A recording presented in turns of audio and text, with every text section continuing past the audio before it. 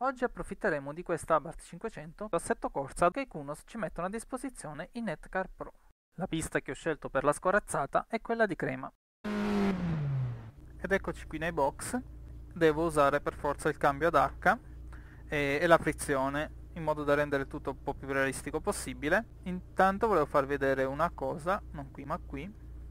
Guardate che bellezza, la mia livrea custom personalizzata è esattamente la stessa che ho presentato per il concorso, per cui tra l'altro sto facendo anche questo video.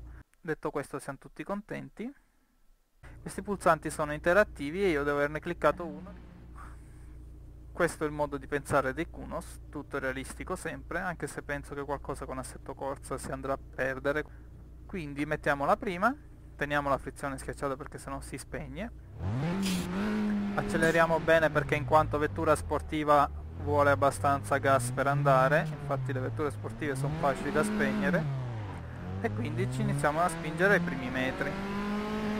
Ogni tanto ucciderò il motore con i sopraggiri anche perché lo sento basso. Mi auguro che mi sentiate mentre vado.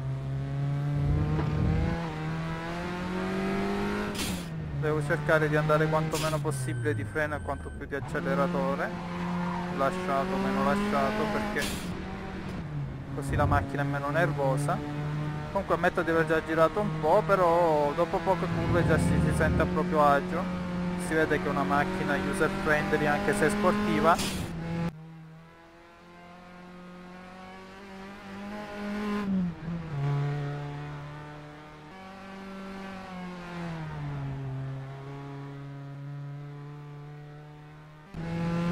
Qui possiamo mettere la sesta, c'è questo frenatone molto difficile, qui difficile non chiedere aiuto ai freni, infatti nonostante questo si va lunghissimi. Strano che sia riuscito anche a tornare dritto, qualche volta mi viene qualche altra no, che è una chicana abbastanza insidiosa, ma è giusto che ce ne siano.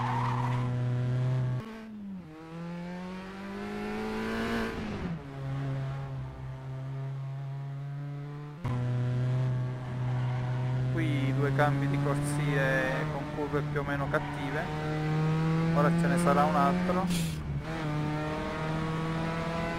con curve che vanno a chiudere. Questo è un circuito di testa abbastanza incisivo sia sul pilota che sulla vettura, ma comunque non è certo la Nordschleife. Mi piacerebbe la Nordschleife in effetti, ma in questo gioco non c'è.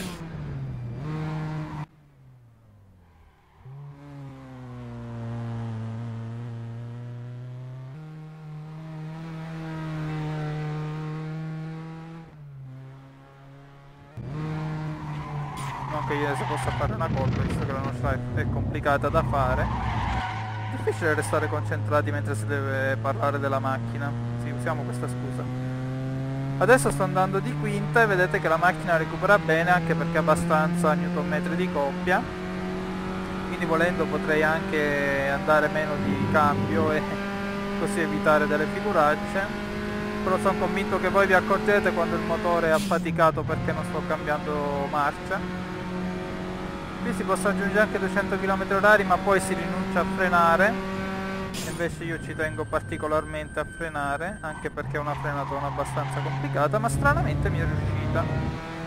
Si vede che averci già girato ha aiutato e servito a qualcosa. Qui ho azzardato un po' di più, ma a quanto pare posso permettermelo. Adesso prenderemo il settore 2 per diversificare, che credo sia dopo la chicane maledetta, magari me la volevo evitare, invece no. Però prendiamola come una rivincita, vediamo se questa volta mi riesce, perché il fatto è che dopo aver frenato molto bisogna andare di acceleratore per dare direzionalità alla macchina, se no va alla deriva.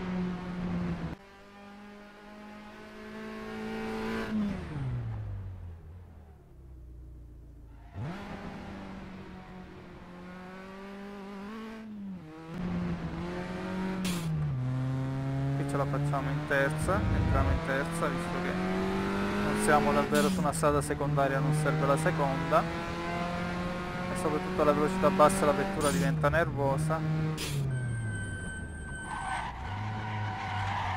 Ops, questa curva è molto più cattiva di quello che sembrava, quindi poi la rifaremo per vendetta, non so.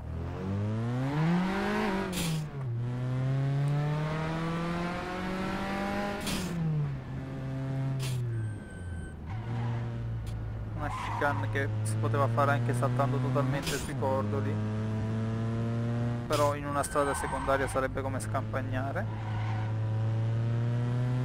E altre volte qui mi è venuta anche una piccola derapatina, però essendo a trazione anteriore la vettura è più difficile mantenere le derapate perché non si può continuarle di potenza, in quanto le ruote anteriori più che altro farebbero sottosterzare che non sovrasterzare.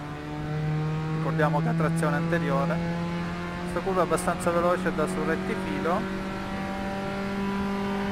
dove però io volevo andare un po' a fare le comiche nel tratto del circuito con i vari cerchi e cilindri, più cerchi che cilindri ovviamente.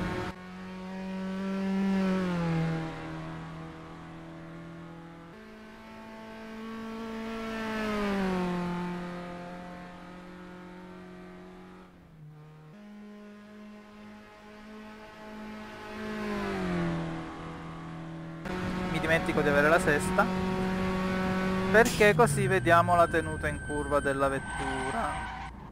Riusciamo anche a entrarci senza urtare niente. Approfittiamo della terza corposa.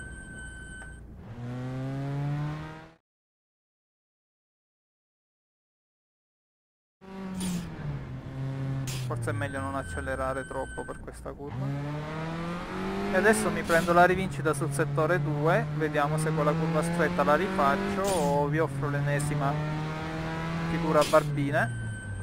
Non soffrite troppo per questa macchina, ricordatevi che è virtuale, anche perché con le macchine reali avrei molto più feeling e userei molto meno in velocità se è solo un test. Se invece siamo in gara e a seguito di un bellissimo corso di guida sportiva non mi dispiacerebbe guidare molto più veloce. Tanto la chicane credo di averla impostata abbastanza bene. Andiamo ad attaccare il settore 2 e ricordiamoci che c'è una curva cattivissima. A 300 metri sarà già questa, penso di sì.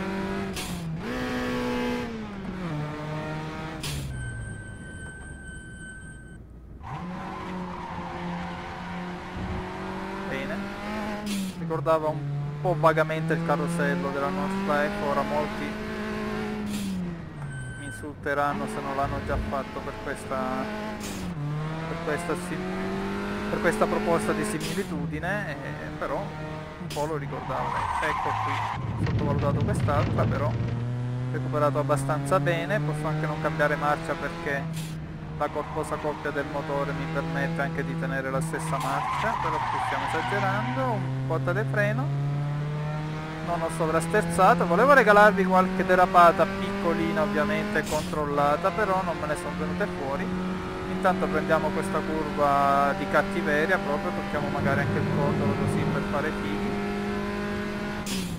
E per adesso abbiamo finito, magari simuliamo anche un'entrata in box così per pigliare il cancello in pieno. Ma sì, siamo in ritardo per i box, no, non lo siamo. Ah, che entrata arcigna. No, qua si esce dal circuito, bene.